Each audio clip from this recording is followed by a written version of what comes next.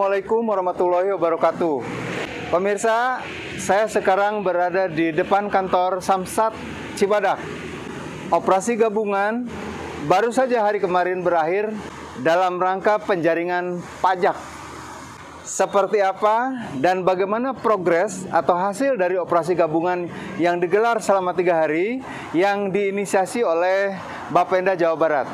Nanti saya akan bertanya kepada pimpinan Bapenda yang ada di Cibadak, Kabupaten Sukabumi.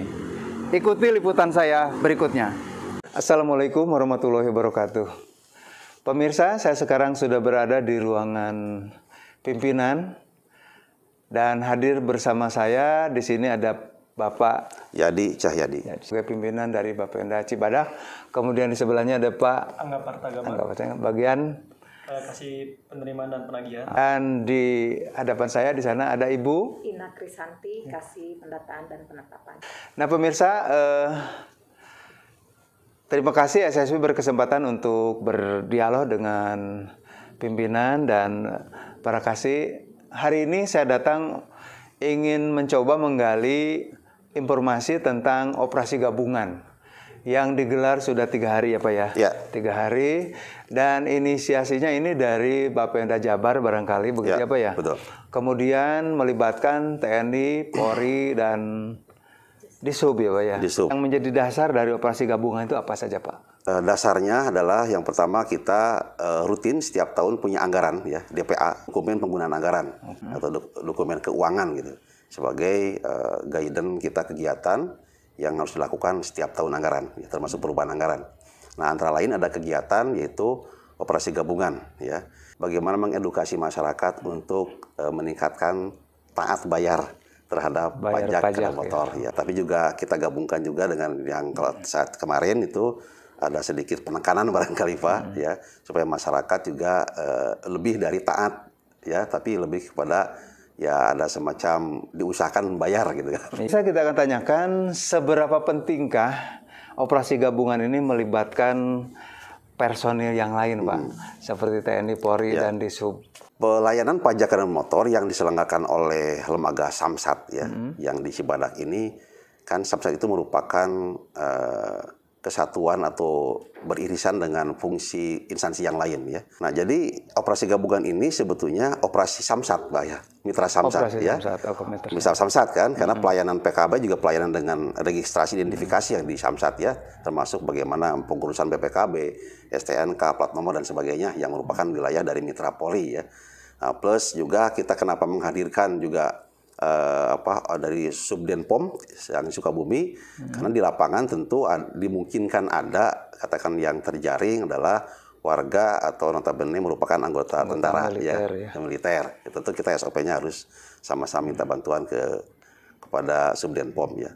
Plus perhubungan tentu berkaitan sekali dengan lalu lintas ya.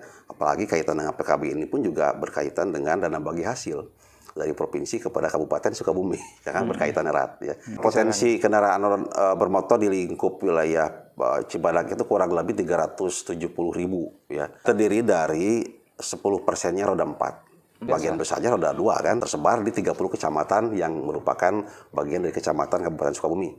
Kurang lebih 370-an yang nunggaknya rata-rata sekitar 45% ya kurang lebih 164 ribuan sekian ya. Oke pemirsa, ternyata angka penunggak dari pembayar pajak ini sangat tinggi. Kemudian yang ingin saya tanyakan dari 3 hari ini Pak, berapa sih dana yang masuk dari PKB ini sebetulnya? Saya sampaikan sekali lagi ya, sebetulnya kegiatan Opgab itu kita tidak mengutamakan kepada pendapatan. Itu kan lebih kepada pertama edukasi ke masyarakat dan kedua juga barangkali lebih penekanan supaya masyarakat diusahakan yang terjaring itu bayar. Tapi juga kalau yang belum ada uang kan nggak bisa dipaksakan Pak. Kita dikasih surat pernyataan sanggup bayar, kan berapa hari ya. Gitu. Jadi habis ada bukan harus bayar di sana, tapi kan juga harus bayar tetap Pak. Harus bayar ya. Cepat lambat harus bayar kan. Bagi mereka yang sanggup ya alhamdulillah bisa bayar. Tapi yang belum bisa, kita kasih kemudahan juga dengan menandatangani surat pernyataan kesanggupan bayar berapa hari. Itu utamakan dibayar dulu ya. Ya logikanya apa? Kalau uang nggak ada mau bayar gimana gitu kan. Tapi kalau masih ada udah kita kemukakan sampaikan masih mampu ya berarti bayar gitu ya. Nah, kemudian kaitan dengan tadi lapangan ya, bahwa Samsat Cibadak itu meliputi 2 Polres ya. Ya, sehingga pelayanan yang kita gelar juga serentak ini se-Jawa Barat ya. Untuk yang Polres Hukum Kota Sukabumi, yaitu hari pertama di Cisaat ya, depan Dekranasda, hari kedua di jalur Lingkar Selatan, dan hari ketiga kita masih di jalur Lingkar Selatan. Maksudnya hari ketiga di Dekranasda lagi. Tapi karena ada bocor nih, ada bocor ke masyarakat. Saya kurang tahu dari mana bocornya gitu ya. Nah, itu yang Polres Kota dan Polres Kabupaten, yang hari pertama di depan PT Kosmo Cibadak, hari kedua di Parung Kuda depan Palagan Bojong Kokosan, dan masih bocor di situ. Mestinya di Kosmo lagi, tapi kita gelar lagi di Bojong Kokosan. Oh, gitu. Nah, adapun untuk kendaraan yang terjaring ya, itu kurang lebih selama 3 hari lah ya itu. Untuk roda 2-nya kurang lebih 126 kendaraan. Kemudian roda 4-nya kurang lebih 60 kendaraan. Yang bayar ini ya, yang bayar ya. Yang bayar ya. Yang bayar ya. Kalau yang terjaring rata-rata 100 atau di atas 200-an ya untuk setiap harinya ya. Per titik ya. Tapi yang bayar ini kurang lebih dijumlahkan tadi untuk roda 2 di 3 titik tadi ya, dengan 2 Polres. Roda 2 kurang lebih 125 kendaraan, kemudian roda 4-nya 60 kendaraan, sehingga jumlahnya semuanya 186 kendaraan dengan jumlah pendapatan daerah selama 3 hari 153 juta kurang lebih. Untuk Pak Angga yang kemarin tugas di Bojong Kokosan, Pak ya, itu dapat berapa sehari? Yang kemarin aja yang terakhir nih. Yang kemarin kita kurang lebih di Bojong Kokosan 38 jutaan lah. Satu hari itu ya? Iya. Kecil, Pak. Ya, relatif kecil. Artinya kan penunggak ini ya dikaitkan dengan tadi persentase ya. Betul. Cukup tinggi. Jadi signifikansinya nggak terlalu ini. Ya karena ini kan obgam ini di batas waktu Pak, dan lebih kepada shock terapi atau lebih kepada apa ya, efek masyarakat supaya ternyata juga mohon maaf ya, masyarakat kita masih takut kepada mitra katakannya. Kalau lihat polisi sih kan gitu Pak. Nah itu makanya kenapa yang kita inginkan dari Bapenda. Kita inginkan bukan itu, kita lebih kepada meningkatnya taat pajak. Lalu sisanya nanti Pak, kan ini masih kecil Pak ya yang bayar sebetulnya. Kalau mendengar angka tadi Bapak kan cukup tinggi gitu ya. Nah, terobosan setelah ini apa? Jadi gini Pak, sesuai dengan visi misi Jabar, ya kolaborasi inovasi terutamanya. Kita punya kolaborasi sinergitas dengan perangkat kewilayahan dari Pak Bupati sampai ke tingkat desa. Kita sangat intensif. Kita ada grup camat, kita juga minta ke camat kalau ada kegiatan internal menghadirkan kades, kita masuk siap gitu kan. Kita masuk memberikan pencerahan gitu kan kepada semua perangkat desa ya, termasuk untuk bisa diteruskan kepada masyarakatnya.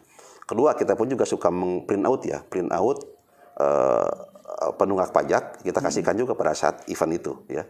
Kepada perangkat desa, kepada camat desa. Atau perangkat desa ya. Untuk meneruskan masyarakatnya. Kan Pak Kades dikasih bekal nih, Pak Kades warga Anda yang belum melaksanakan kewajiban anu kan Pak Kades tahu sendiri ya. Ada feedbacknya setelah itu? Ya, feedbacknya kan harus ke sini Pak. Langsung datang ke pelayanan Samsat ya. Karena pelayanan Samsat juga maksudnya kan terpantau gitu, ada? Ya kelihatan, yang bayar di mana kan kelihatan secara sistem. Kita kan secara sistem ya. Itu pertama sinergitas. Termasuk juga kalau secara anggaran kita tahun kemarin ada yang disebut dengan program Zero KTMDU. Sebagai upaya untuk menekan atau mudah-mudahan menjadi 0 KTMDU-nya. Meskipun susah kan. Ini hanya semangat saja Pak. Tapi nampaknya memang agak cukup berat karena di anggaran. Karena melibatkan tenaga RW Kadus sejauhnya. Kadus itu kan juga perlu anggaran. Ya. Nah, sementara saya mengajak kalau dengan pola sekarang itu kepada Kades, ada bantuan gubernur kepada desa yang tiap tahun bergulir, ada tiap tahun kan terus diberikan. Dalam bentuk apa itu? Bentuk program kegiatan Pak. Jadi apalah mungkin bisa dicek di desa itu ada. Itu sumbernya dari mana? Dari pajak provinsi itu PKB. Jadi saya mengajak Pak Kades itu ya wajar lah kalau Pak Kades berkewajiban ya untuk menjamin masyarakatnya semua clear. Bayar semua gitu kan. Iya. Itu juga upaya. Jadi Kades itu bukan melulu mengurusi PBB ya?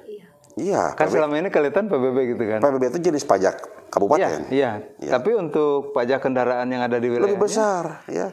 Itu paling-paling kalau PBB di kabupaten katakanlah rata-rata 50 jutaan mungkin pendapatan untuk ke daerahnya ya.